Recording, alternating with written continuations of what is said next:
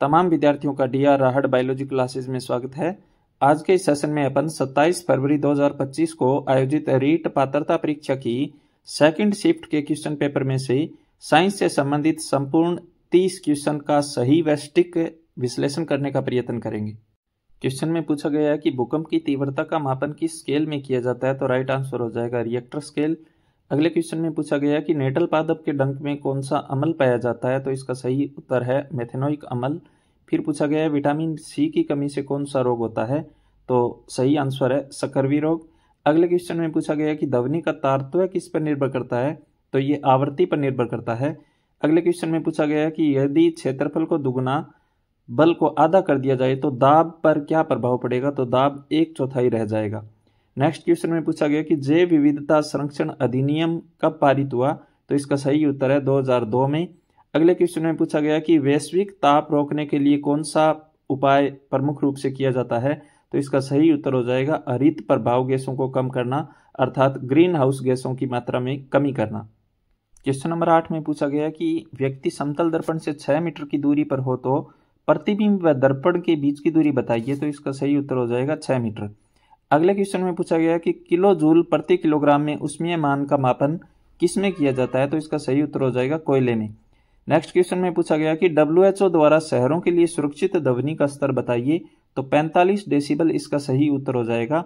अगले क्वेश्चन में पूछा गया कि जैव निम्नीकरणीय पदार्थ कौन सा है, तो रुई इसका सही आंसर हो जाएगा। फिर पूछा गया कि दो बल 5 न्यूटन व 3 न्यूटन विपरीत दिशा में कार्यरत है, तो परिणामी बल का मान कितना होगा, इसका सही उत्तर हो जाएगा 2 न्यूटन। अगले क्वेश्चन में पूछा गया कि लघुपथन शॉर्ट सर्किट के दौरान विद्युत धारा के मान पर क्या प्रभाव पड़ेगा, तो विद्युत धारा का मान अधिक हो जाएगा। नेक्स्ट क्वेश्चन में पूछा गया कि पश्चिम बंगाल में अभयारण्य कौन सा स्थित है, तो सुंदरवन इसका सही उत्तर हो जाएगा। अगले क्वेश्चन में पूछा गया कि एल्कीन श्रेणी का सदस्य कौन सा नहीं है, तो एल्कीन श्रेणी के लिए CnH2n सूत्र होता है, तो C2H2 इसका सदस्य नहीं है, ये सही आंसर हो जाएगा। नेक्स्ट क्वेश्चन में पूछा गया कि केंद्रक की खोज किसने की, तो इसका सही उत्तर हो जाएगा रॉबर्ट ब्राउन ने। नेक्स्ट क्वेश्चन में पूछा गया है कौन सा यौन संचरित रोग नहीं है, तो टीबी रोग इसका सही आंसर हो जाएगा। अगले क्वेश्चन में पूछा गया है शीशन से संबंधित स्नेहक ग्रंथि कौन सी है, तो बल्बो यूरिथ्रल ग्लैंड इसका सही आंसर हो जाएगा। फिर पूछा गया एल्यूमिनियम ऑक्साइड का सूत्र बताइए, तो इसका सही सूत्र है Al2O3। अगले क्वेश्चन में पूछा गया निम्न में से दलहन फसल कौन सी है, तो मूंगफली इसका सही उत्तर हो जाएगा। फिर पूछा गया कि सरसों की सफेद रोली रोग प्रतिरोधी किस्म कौन सी है, तो पूसा स्वर्णिम इसका सही आंसर हो जाएगा।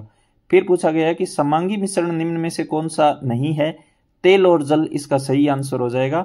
अगले क्वेश्चन में पूछा गया लिस्मानिया में जनन किस विधि के द्वारा होता है, तो द्विखंडन इसका सही आंसर हो जाएगा। नेक्स्ट क्वेश्चन में पूछा गया कि अन्वेषण विधि के खोजकर्ता कौन है, तो आर्मस्ट्रांग ने इसका प्रतिपादन किया था।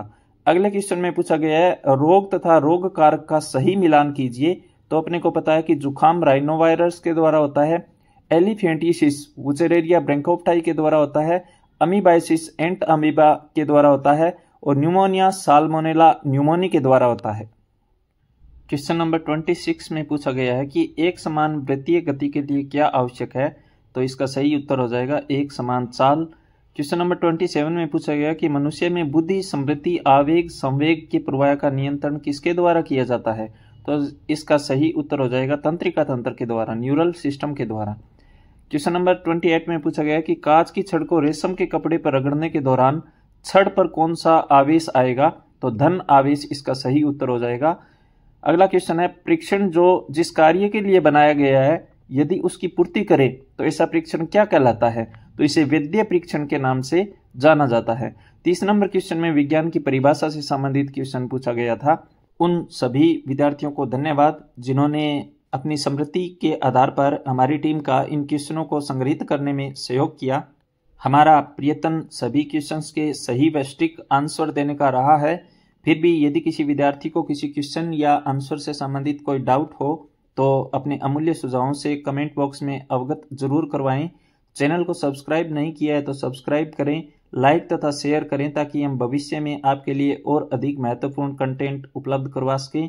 तमाम भावी शिक्षकों को हार्दिक शुभकामनाएं। धन्यवाद। जय हिंद, जय भारत, वंदे मातरम।